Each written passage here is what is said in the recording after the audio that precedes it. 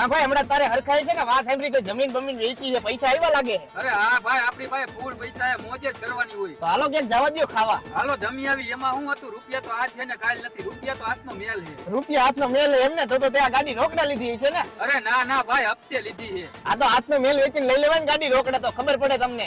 ભાઈ તું બેઠો રહે ને, હાલ તને નાસ્તો કરવા લઈ જાઉં. બોલ ભાઈ, હવે કઈ ખાવું છે? અરે ના ના ભાઈ હવે કાંઈ નથી ખાવું, ફૂલ મોજ આવી ગઈ.